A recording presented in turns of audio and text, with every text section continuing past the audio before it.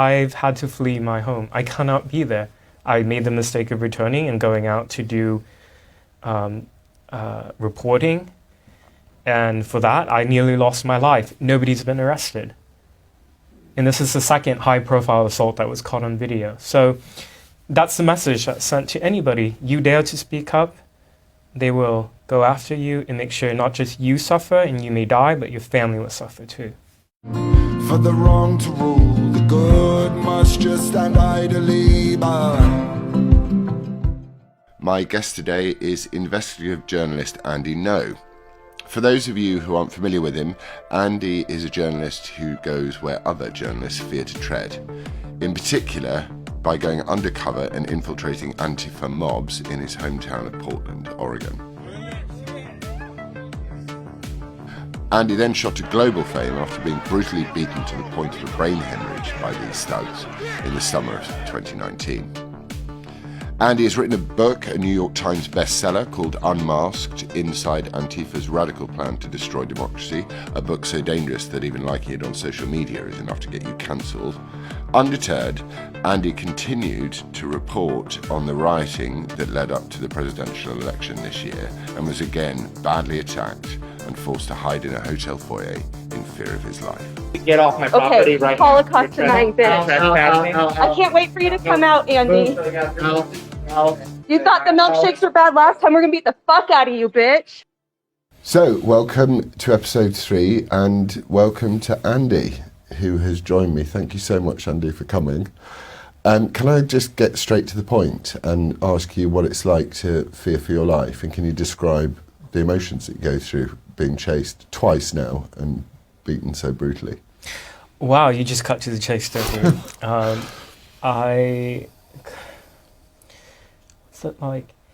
I think young people generally they view themselves as invincible. You take so many risks with your body and health. You consume this drug and that drug, and you treat your body very badly because you think you'll never die. Though I never consumed substances and other really risky activity, I still have this feeling that I'm in my early 30s, nothing's ever going to happen to me. So the night that I found myself chased by a mob of Antifa baying for my blood, certainly I knew it was going back out to report is dangerous. I knew that. I had already been assaulted in 2019, but I thought I took enough precautions this time. Unfortunately, I didn't. I was exposed, and when they surrounded me and pulled off my disguise, I was wearing a similar uniform to them, I was completely exposed, and I took off running for my life. I don't think I've never run that quickly before. So all the adrenaline came in, and I was ahead of them, actually. Surprising, given my weight. But after 3 blocks or so, my mistake was trying to get help at a stoplight intersection where there were many cars and trucks that had stopped because it was in the middle of downtown, and I was pounding on the cars, screaming for help, and they just drove off. And I tried to take off running again, and the Antifa got me. They tackled me to the ground. So in that moment, they punched me repeatedly, got me on the ground, and held me in hold. And in that moment, all the adrenaline left my body. And I remember thinking, 1 or 2 of them will kill me. Not every single Antifa person is bloodthirsty and out to kill, but many of them are really literally unhinged, as we've seen in countless videos of where they'll kick somebody on the head while they're on the ground, already incapacitated. They'll bring guns or shoot people and kill them, and they'll start fires in buildings with people that are occupied. So in those moments, I just thought, well, I hope they make it quick. And then I felt this sense of disappointment that I let my loved ones down and let myself down. I just thought for a split second about my family, that there was so much more I wanted to say and do for them, and that I lost that opportunity because I let Antifa get me. And in the video that was released by the New York Post in the middle of February, the assault that I'm referencing now happened in May of 2021. You can see it all play out from the various CCTV camera angles. I was lucky to make it out alive, and with the injuries that I did, it could have been worse. I mean, I could have, and made it out alive, but with a long-lasting traumatic brain injury like what I had in 2019 when they hospitalized me and gave me brain bleeding.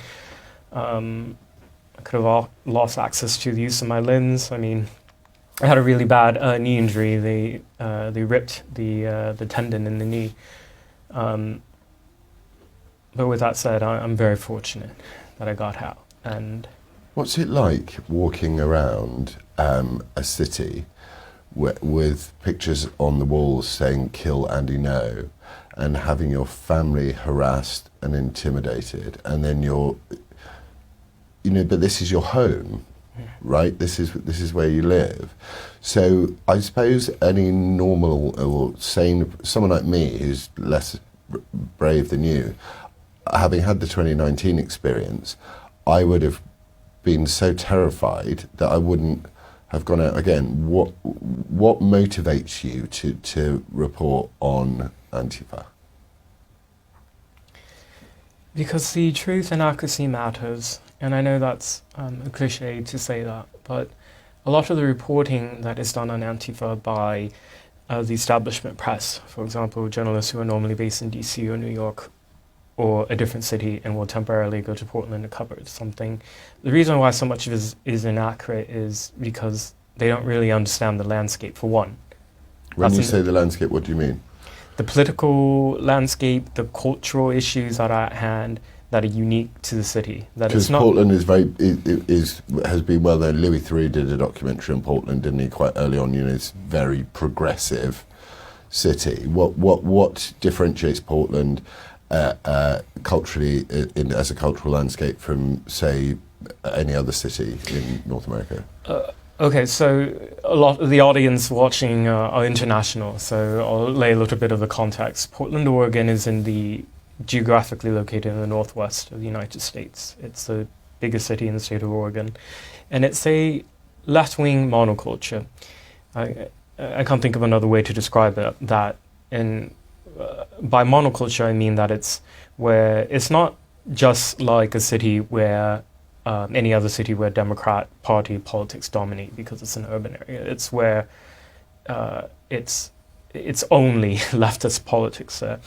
And for decades, that was the charm of Portland. People from across the United States loved going there, and tourists internationally liked coming to Portland, particularly from Japan. They would go to Portland because, you come from a creative artist background. When you're progressive thinking and open in your mind, in a society that welcomes that, you have then art, theater, restaurants, and things that are made Portland a fun place to visit, in spite of the radical politics.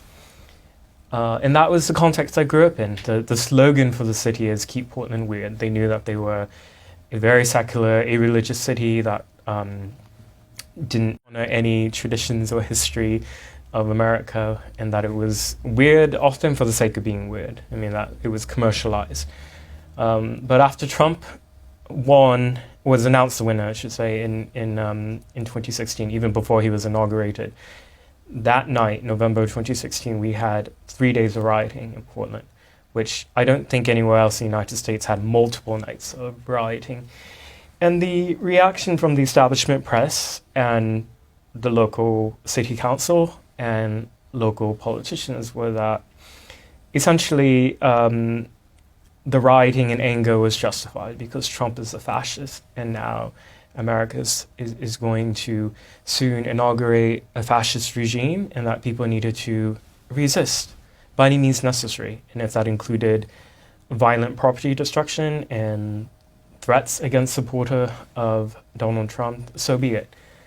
And so that really was a big turning point, I would say, for Portland. And for the next 4 years, we had periodic rioting and brawling. There were right-wing pro-Trump groups who came to Portland, and then Antifa would go and fight them. And all during this time, I was unknown, and I was there documenting, recording the video, because I think it would have been easy for my writings to be dismissed, but like videos, they speak on their own. And it would show the actions of these militants on the far left, which were, the violence was really indiscriminate. That was what I noticed first right away. Initially, when I first heard about Antifa in the riot after the 2016 election, I thought, okay, maybe these are actual like anti-fascists and they're just angry because nobody expected Trump to win. But then over and over, I thought, oh, what they're actually chanting, the literature they're giving out to others and to their fellow comrades was really extreme in calling for violence. And I continued to be motivated to cover it because I saw that there was a gap. An inconsistency. So you've got, so Unmasked now the paperback version has just come out, and the title is Unmasked, Inside Antifa's Radical Plan to Destroy Democracy. Now, what if you were an Antifa propagandist? What would you call your book? What's their radical plan? Well, if I was to say their agenda plainly without any sugarcoating, it would simply be a guide to self-censorship for the masses. That's just one part of their... Self-censorship in terms of just one monolithic, myopic way of looking, culturally monochromatic way of looking at it, or willful self-censorship in a sort of religious sense that what we call leftism, I don't really know anymore what it is, but it's horrible and dangerous, I can tell that. If you were a salesman for Antifa and you wanted to pitch to me why I should join, how would you pitch it to me? Okay, so a few steps back. You and your audience may remember one of the debates in 2020 between Biden and Trump. Biden infamously said Antifa is an idea, is an ideology. He got a lot of pushback from the right on that. That statement in itself is actually not incorrect. It's just incomplete. So the Antifa ideology is anarchist communist. And that has a long history in the 20th century. They take inspiration from the original Antifa paramilitary, which was a group of the German Communist Party before the Second World War. So if you just peel back one very shallow layer, you'll see that they don't hide their revolutionary communist beliefs. I would say, so when I say the getting the masses to self-censor, if I was to write a true propaganda book for Antifa, I say that because their grander goal is, in their words, to abolish and overthrow the imperial U.S. project. They view the United States not as one of the states that were involved in liberating the world from Nazism, but rather just another form of fascism. So no amount of reform matters because they believe, and many mainstream leftists believe this to a milder degree, that the United States is rotten to its core and that it has to be completely abolished and built from the ground up as a completely separate new idea with, well, none of the things that matter to Americans and friends and allies of America, the rule of law, freedom of expression, etc., etc. That goal is really grand, particularly when if you're going against the country that has the strongest military in the world. How is a fringe extremist movement going to actually topple the U.S. government when they themselves don't have access to tanks and nuclear weapons, etc. So their subversion, which is very effective, is to use political violence in left-wing cities, in cities where the police departments and the city councils are all left-wing and, in my view, compromised and corrupt, and carry out acts of violence against anybody who dares to voice opposition to them or even shining a light on their criminal activities. They carry out so much violence, threats, harassment, and even killings that those who live there or want to go to those places to have a First Amendment protected rally, let's say, a political rally, you can be patriotic, you can be anti-COVID-related mandate protests, anything that Antifa oppose, the label of fascist applied and violence will be brought on you. And the police won't protect you. In fact, if you defend yourself, more likely than not, the local prosecutor's office will bring charges against you and you'll go to jail. So that now has created an environment in places like Portland and Seattle and other left-wing cities in America where people censor, understandably. I've self-censored in a way. I've had to flee my home. I cannot be there.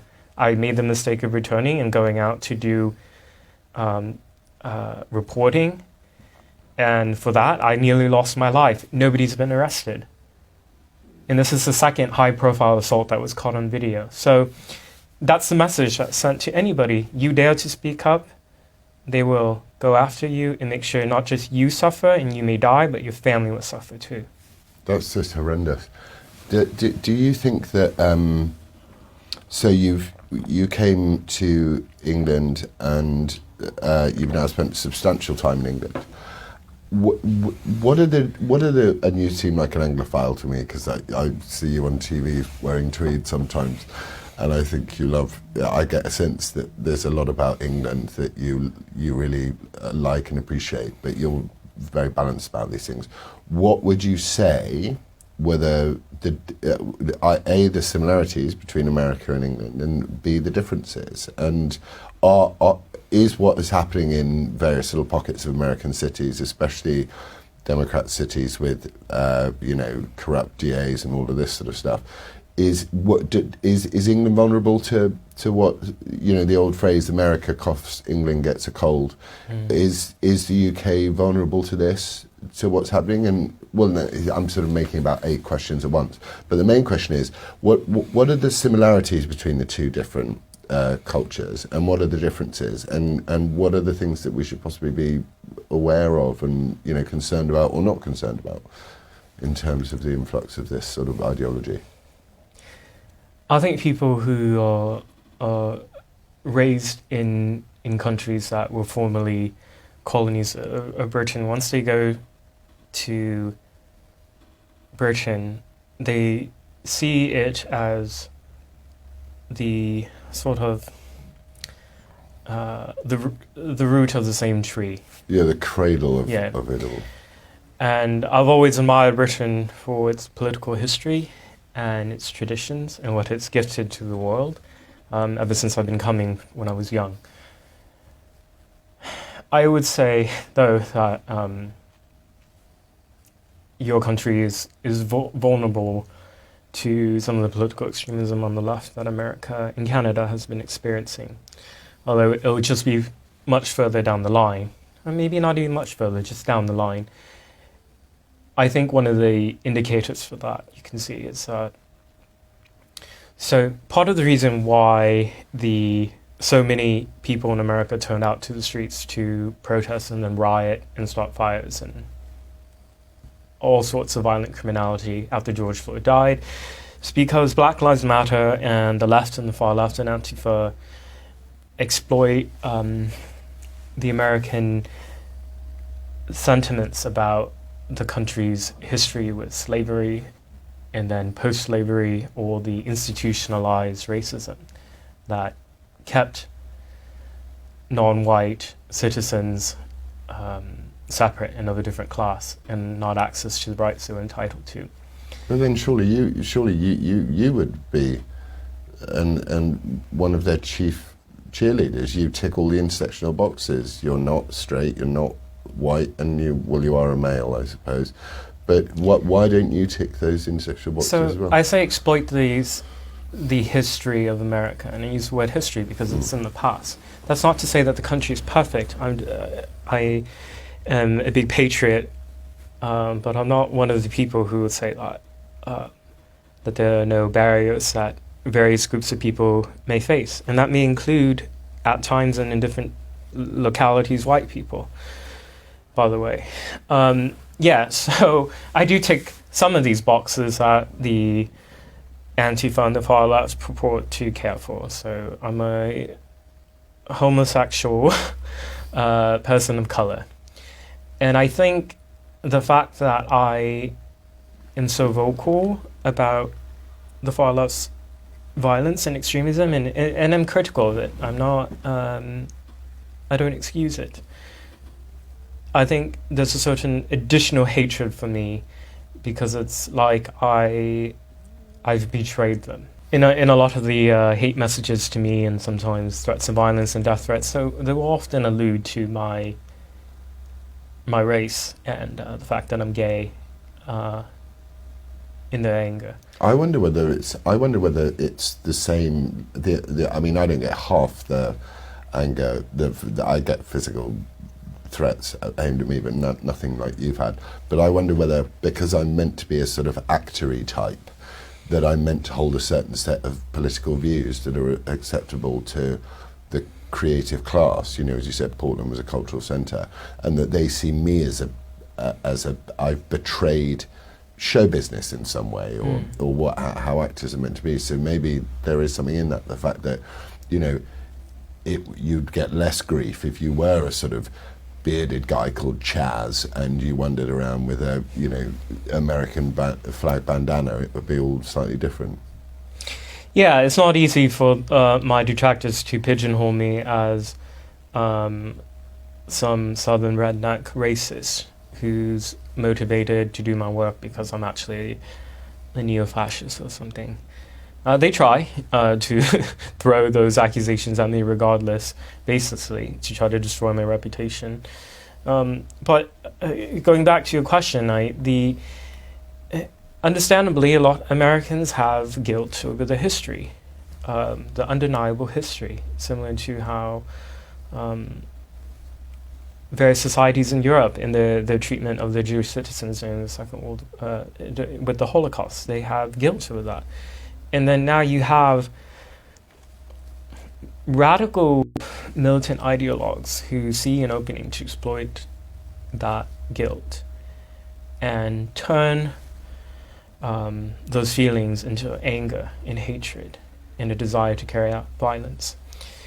And so in America, we shouldn't really be so surprised that there was the riots in 2020, because it was building up. Black Lives Matter really exploded on the scene in America in 2015 in Ferguson, Missouri, with the death of Michael Brown, which was ruled in a trial justifiable, by the way. Which is never reported, so you'll unless you've actually looked into it, you will never, ever find out the truth about Michael Brown. The reporting is... he assaulted the officer and tried to take his pistol. Yeah. And was shot dead. And it's all this hands up, don't shoot. Yeah, that was BS. I'll say so myself. Yeah, if you look into the background of a lot of these so-called BLM martyrs going back the last 7-8 years, it's nothing as what the mainstream claim. Why are they, sorry to go a bit off-piste here, why would someone like George Floyd be a BLM martyr, who is an armed robber who shoved a gun into a pregnant woman's stomach? He was a drug addict. Admittedly, what happened to him was horrific. But this stuff is police practice all over the place. But this singular incident of George Floyd has happened, and why does these movements like Black Lives Matter, of which I was reading today that out of the $90 million raised, $60 million is unaccounted for at the moment. Why are the martyrs of this cause George Floyd rather than the martyrs of this cause being someone like David Dawn, who was the retired police officer who went to help out, look after security in the shop during another Antifa protest and a BLM riot? And you would have thought this is a fine upstanding member of the society, and you go, look, here is a black life which has been taken away, and this guy gave everything. Why martyrize someone who's so obviously fallen, if you know, for want of a better word, someone who'd had such, and Jacob Blake, you know, who had this vile history of what he was doing with his partner. Why do these movements take such obvious targets for criticism and turn them into martyrs ahead of genuinely, you know, pillars of their community like David Dawn? Okay, controversial questions you asked. I would say that the reason why many of the so-called martyrs of BLM are convicted criminals and convicted felons is because part of their mission is to uplift criminality, actually. They view the American criminal justice system, policing, courts, as all entirely illegitimate. So anybody who has happened to go through that system and has been convicted is a victim. Is a victim and was actually, in a way, fighting against the system. That's amazing. So it's so upside down and topsy-turvy. Yeah, it has Black Lives Matter has, I would say, nothing to do with actual caring about the welfare of Black Americans, which, you know, you look at the data, the disparities do matter in the solutions that they are positing, such as attacking the nuclear family and attacking capitalism. These are not things that are going to help Black Americans by and large. And in fact, you know, you brought up the fundraising. It's not surprising to me that one of the co-founders of Black Lives Matter was revealed by the New York Post last year in an investigation to have a multi-million-dollar estate empire in Topanga Canyon amongst all the white people. That's right. And then now we find out that the Black Lives Matter US had sent millions and millions of dollars to the Canadian offshoot so they could buy a mansion. And this was an organization that all the corporate entities were donating tens of millions, hundreds of millions to. Altogether, in 2020, it was it was a racket, in my opinion, and they used threat of violence to make people comply. So yeah, my views of BLM, as you see, are very harsh, and I think it deserves to be harsh. Because do you think that your views of BLM, if there wasn't a media industrial complex now, which is like you're not allowed to criticise BLM, you're not allowed to criticise any of this stuff, do you think that? I mean, England has a different racial makeup. As you know, I don't even like the word race anymore because I think we are all one human race. But England has a different ethnic makeup that America and the UK comparable in any way like that. You know, obviously America does suffer from that history of slavery, but what is there no? And there doesn't seem to be much teaching in school of going. Yes, but also it was, yes, white people perpetrated slavery, but also white people helped end slavery. And then the same across, you have in China, you've got the Uyghur Muslims and the internment of them. Why the obsession with this period in American history? Is it because it was around the founding, you know, or is it, I mean, the only way I can really get my head around it at the moment is that people are angry, and they're often angry, and they feel that they can be angry specifically with one group of people you can be unimpeachably angry with, which are the founding fathers of America who've stolen indigenous land, and it's a sort of, it's almost like they are the exact thing they accuse you of. So they are the racists. There seems to be a lot of huge hatred of white-skinned people, Asian people. Asian people are now essentially white adjacent in a way, aren't they? Jewish people are now white. you're sort of moving a load of people into the white bracket so you can attack. Larry Elder is the white face of black face of white supremacy. Who's energizing this? Who's driving this division in a country where they've invested trillions of dollars to try and encourage and uplift the black population? And is it a majority-held view within the black population, or it seems to me like a large proportion of the black population don't buy it, but the media keeps selling it to us?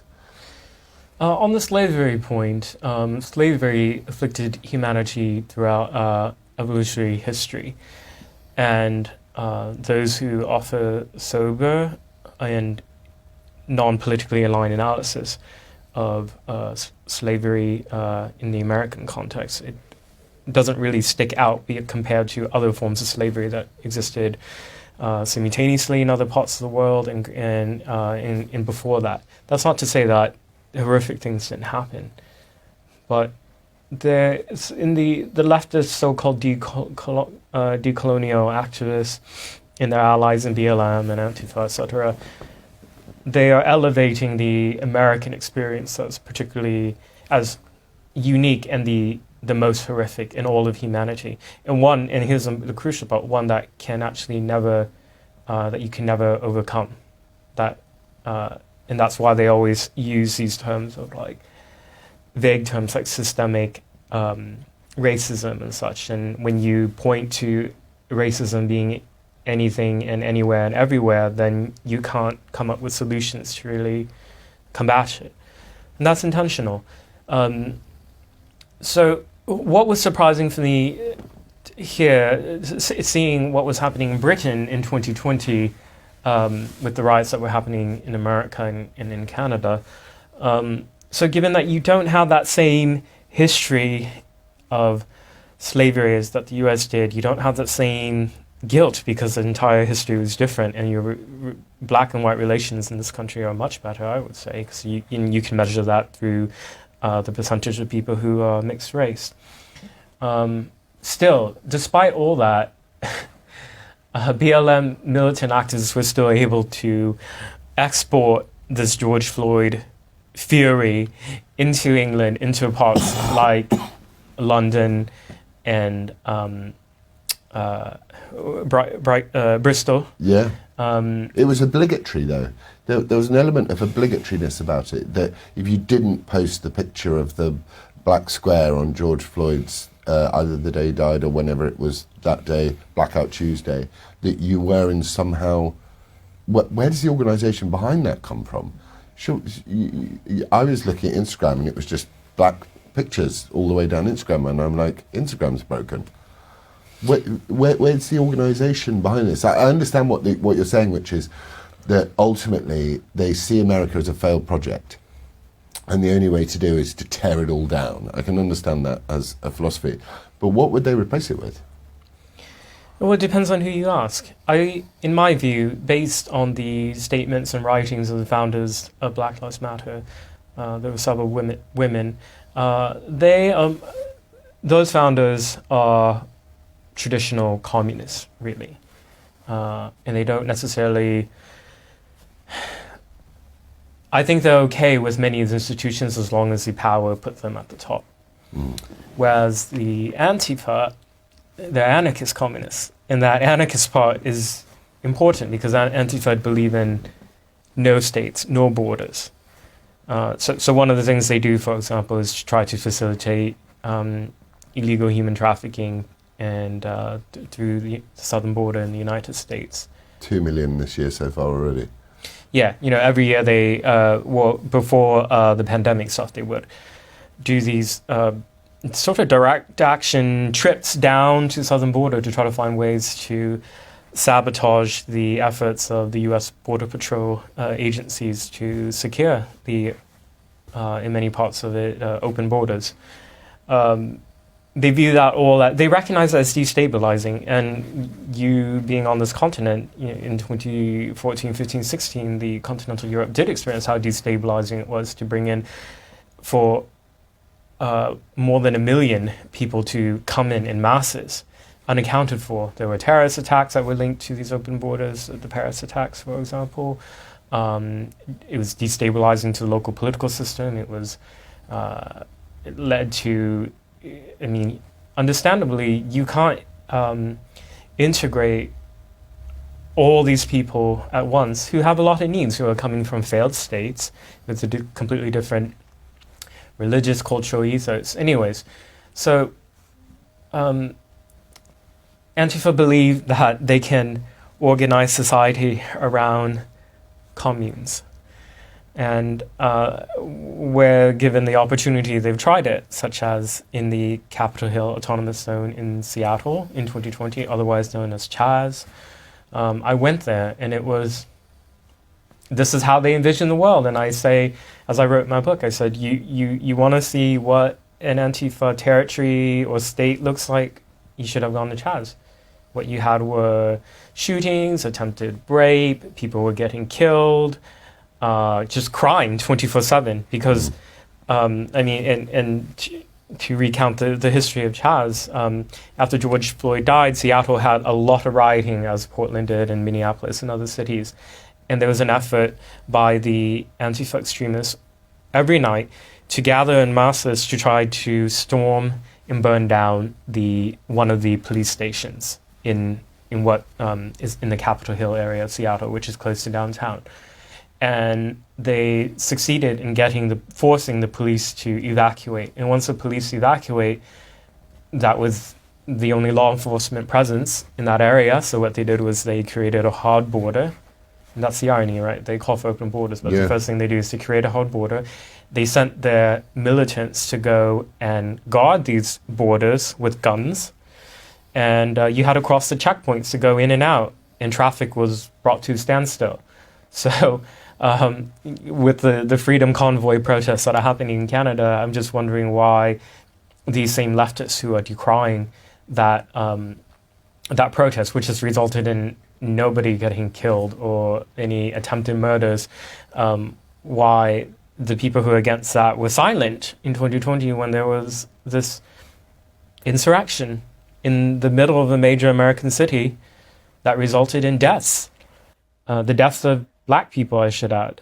Yeah. So that's... Is it a mindset? Because I can't make... you raise that point, which is like, we don't want borders, but we'll make a border for Chaz. Or we don't want borders, which would imply you want freedom of movement for everybody and freedom of ideas and anarchy and, that sort of idea. But if you show a single picture of Muhammad or whatever this, you have your head chopped off. All of these very crazy extremist ideologies. Is it just a chaotic secular mindset?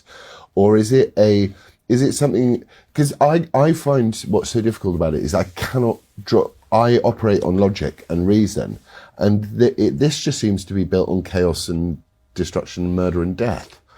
So the hypocrisies that I pointed out and that others observe easily, those hypocrisies aren't like a mistake. Like, it's not like they messed up along the way. It's part of their modus operandi in that it's to win by any means necessary. So all the rules of engagement are thrown out.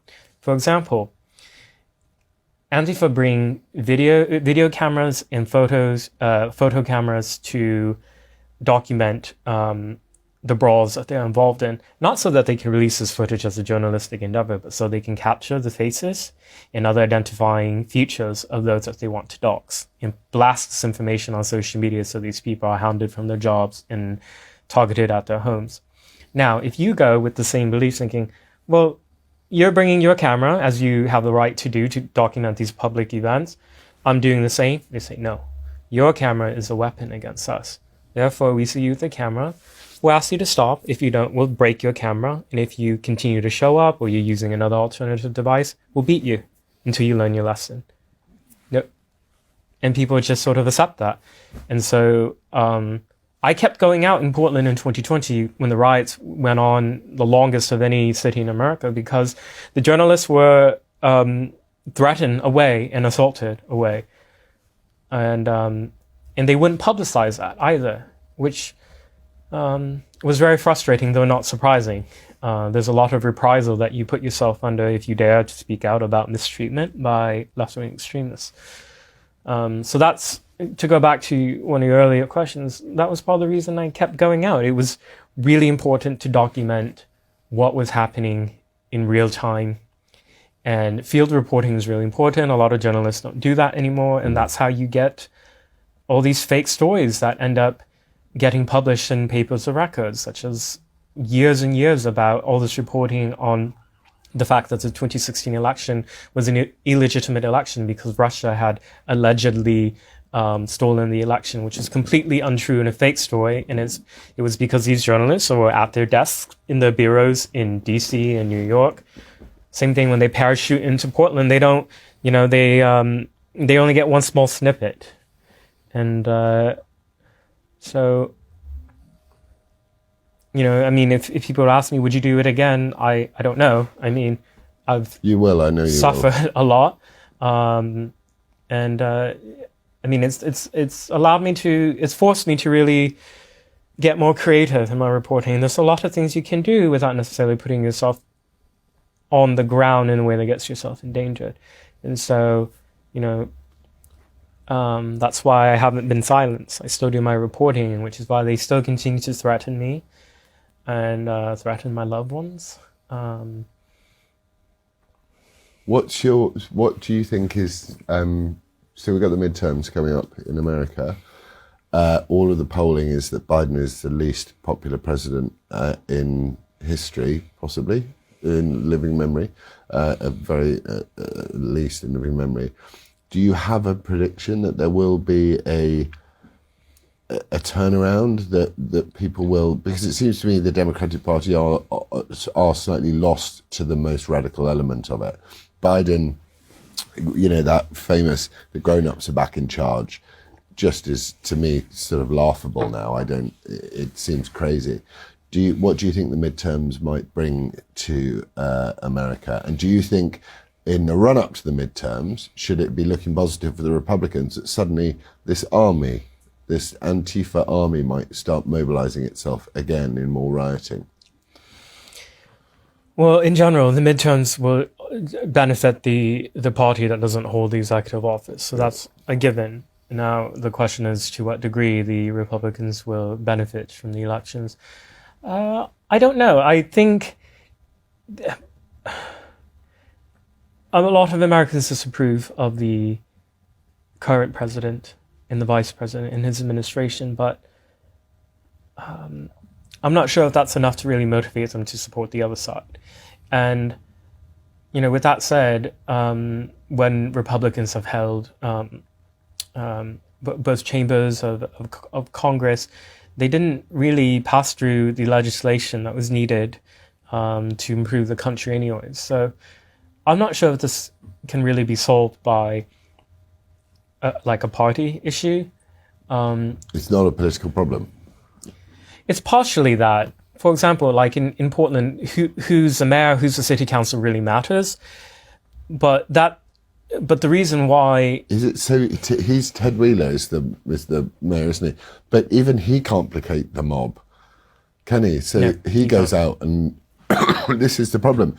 It seems to me that he had to flee his home as well. Yeah, this movement, unless you're running ahead of it, and you're the most Antifa out of all of them, or in the cultural sector, the most woke. You have to be more and more and more and more woke. It has to accelerate out like the Big Bang.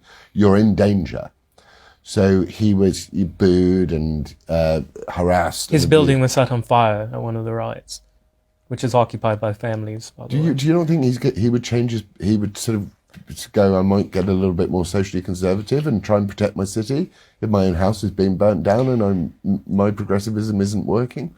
So Ted Wheeler, who's a Democrat, comes from generations of Oregonians from a very wealthy background.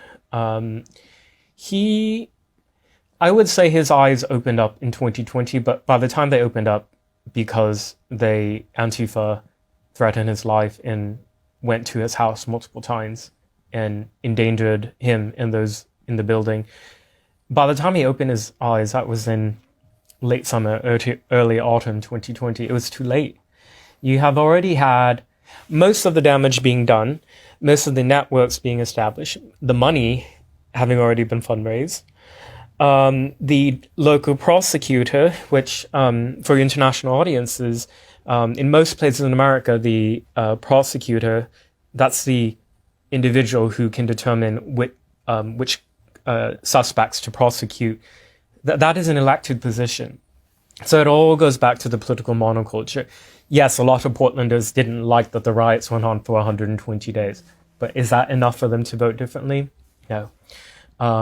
The likely shoe-in next governor for the state of Oregon, and that's the executive level at the state level, she's somebody who voiced, Tina Kotek, she's somebody who voiced support for the rioters in 2020, and her top staffer was arrested at a riot. That's who will likely become the governor of Oregon because she's a Democrat.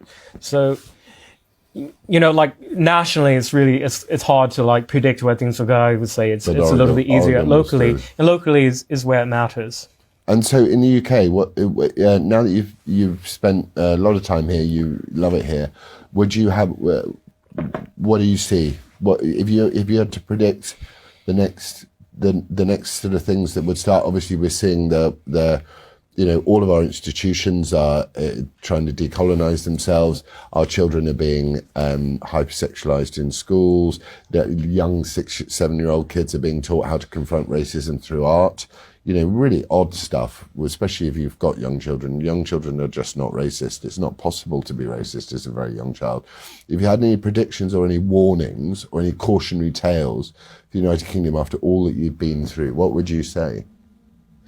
So the fact that all these things are happening when the Conservatives are in power and not in a coalition government, I think is bad news. Because when Labour comes in, or if there's a coalition government, it's going to get even worse. So those things you just outlined, I mean, that's not political violence, but it's paving a certain groundwork for this self-hatred.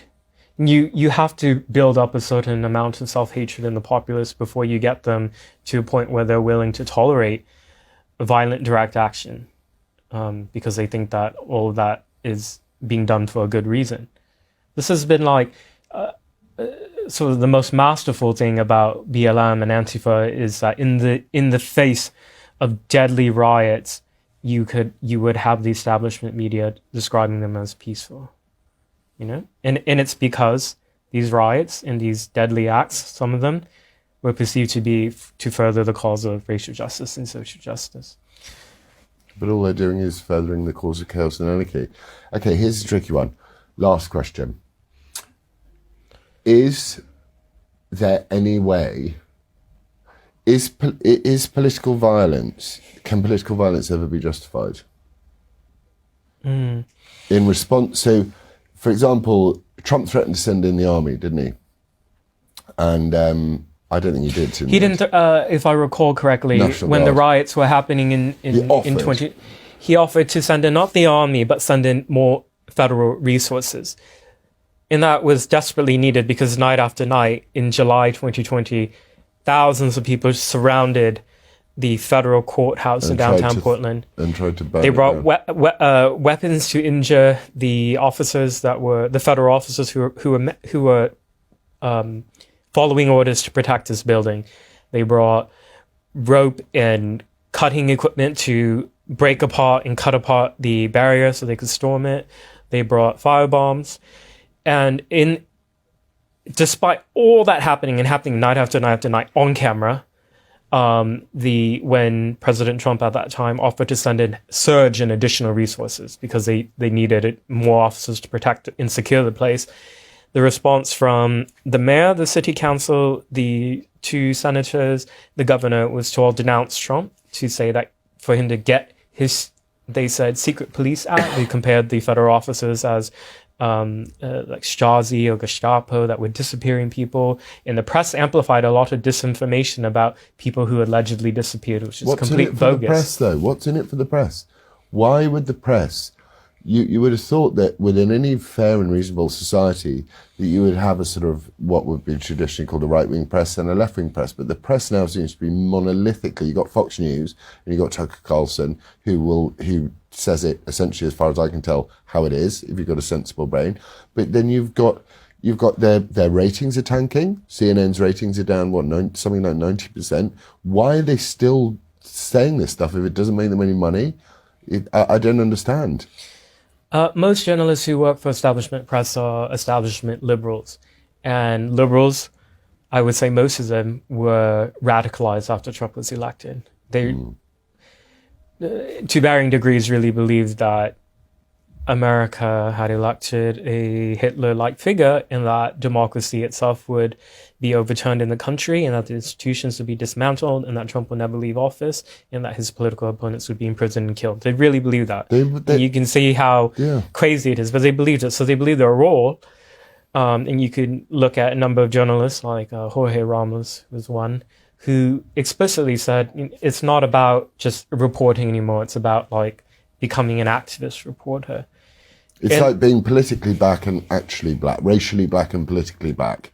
It's the same sort of thing. It's like it's the same with reporting. You can't just be you are a classic example of someone who was like on the ground, just covering it. And whenever you put it out on social media, whatever you put out is very neutral. You say, this has happened to this person has been arrested. Your social media posts are without a doubt the most unemotional social media posts, and yet you're sort of some crazy lunatic. So it's the same. Essentially what I think we're coming to the conclusion of is that okay, sorry, I'm crap at questioning. Is this a byproduct of capitalism? Is this something that was inevitably going to happen? This referring to what? This desire to undermine and tear apart society. Or is it's age old, isn't it? It's happened throughout history. But does it come a time in a civilization where it gets torn apart from within? And are we at that point? I think there's something to be said about how this phenomenon that you and everyone listening and watching is observing is taking place in prosperous societies where there's a lot of freedoms. And I wonder if, given that people are allowed to, they're given all these freedoms and they have all this prosperity, and you can look at and together it's like, and they're not religious. I think that's another thing. Declining religiosity, declining Christianity. And people are looking for meaning and purpose. And, this may be a banal analysis, but I think there's probably something to be said about wanting to be seen as on the frontier of the next great cause. And you have now these ideologues who have been putting out for years the cause you can join is racial justice and social justice and anti-fascism. And I think a healthy society, it's important to have inward inspection. That's really important. I think people so for that reason, I don't think that a society having, let's say, historical guilt is necessarily bad. It's important for you to recognize what happened, how to prevent it again, and the lessons learned. It's a very different thing, though, to say that history we should exploit to turn people into radicals, and not to create and ensure that society continues to be prosperous and for future generations and to preserve freedom of expression for future generations. No, it's about, we have cultural dominance now, and by we I'm referring to broadly the left and the far left, and we're going to take control of power as best we can. For example, the Antifa are not able to overturn the First Amendment in America. They would like to, they're unable. So what do they do? Well, the president slightly overturned the First Amendment in America by saying that Joe Rogan, that they should combat the misinformation and disinformation of Joe Rogan. That's coming out of the president's chief press officer, press secretary. That is it's essentially a fundamental and pure attack on the First Amendment. in America, and he's attacking the Second Amendment. They're attacking every single amendment. Yeah, so there are many attacks happening on freedom of expression in America. I talked extensively in my book and with you here about the use of violence to create a culture of intimidation where you silence yourself. And there's the other thing is what governments, the American local and national government is doing is then leaning onto big tech, which is, I mean, you could argue it's in some ways as powerful as the federal government, as various institutions, and getting them to censor and restrict the expression and speech and thoughts of American citizens. So all of these attacks are happening with the First Amendment being untouched, and you could then look from that side and say everything's fine. The laws haven't been changed; they don't need to be changed. It's almost as if the process is the punishment. That's what I've started to think about life. It's like, it doesn't really matter whether we know that this stuff is bad and unhealthy for society, but the process and the pain caused to get to achieve nothing, which hopefully I pray that they don't achieve their goals. But the process is already a punishment enough. But I love you. I think you're amazing. And thank you for coming and talking to me. My pleasure. Thank you. And it's great to know that this is now out in paperback, Unmasked. So get it and read it. Lots of love.